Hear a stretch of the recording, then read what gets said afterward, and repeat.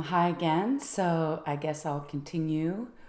So if you saw the previous video, that would have been part one of the declarations.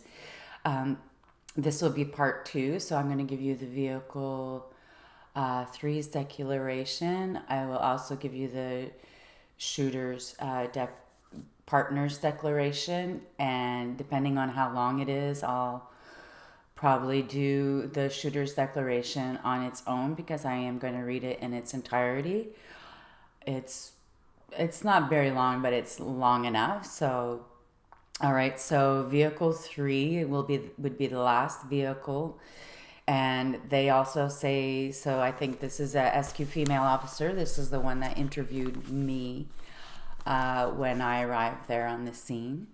So again, she talks about them meeting at the Four Corners. They were each tasked with a certain task, I guess. The third vehicle was going to be the backup vehicle that would protect all the oncoming traffic since Knowlton Road was a thorough road.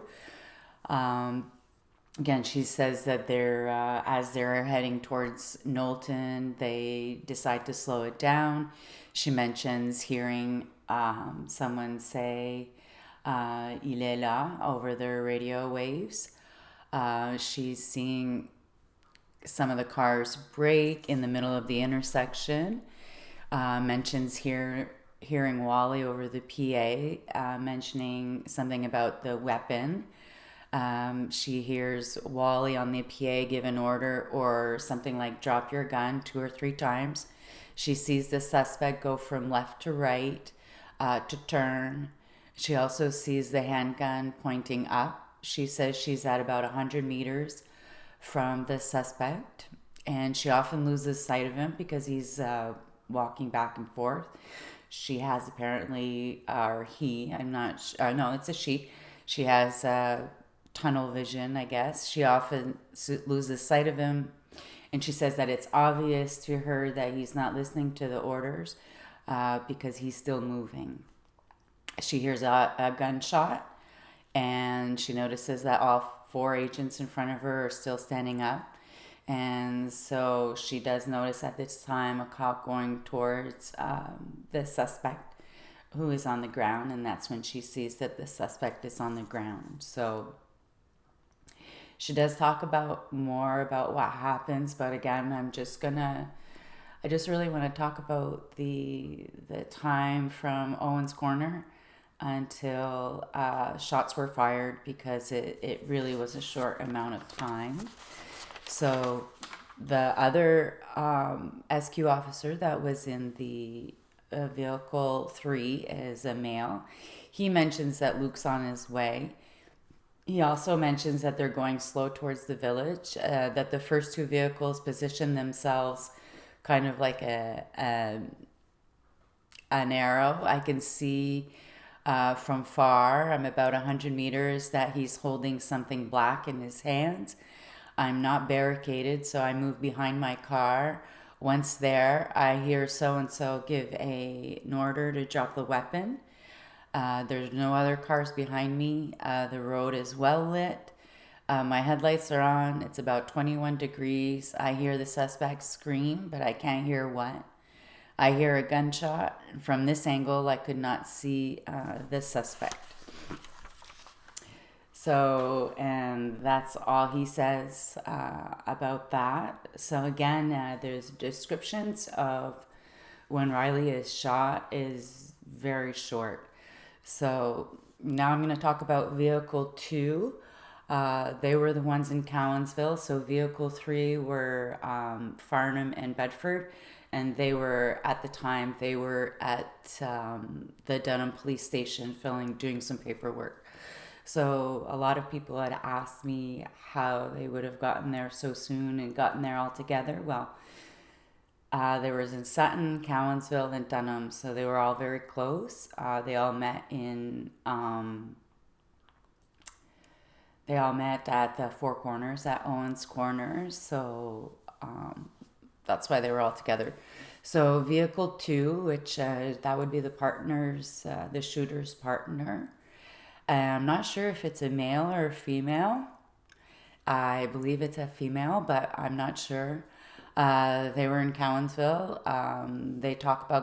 She talks about going to Owen's Corner.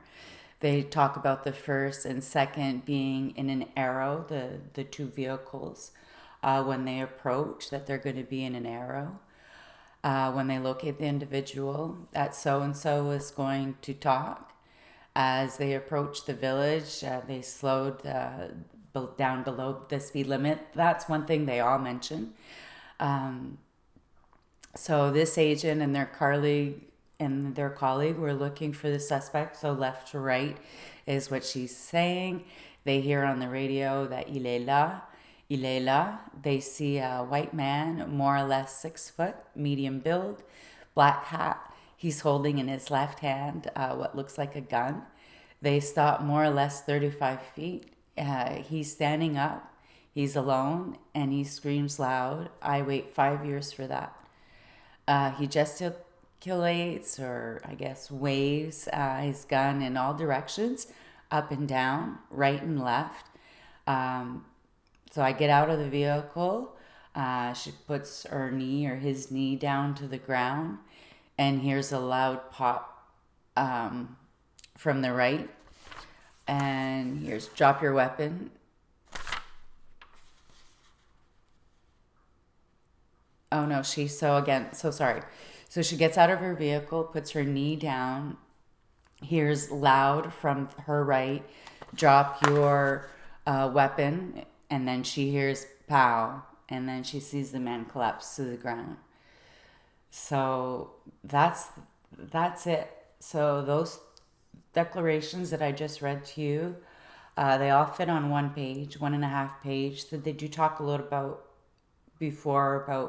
what they did at Owen's Corner, but never in great detail, just that that's where they'd met. They talk about how they'd received the call, the description of the kid. It's always the same.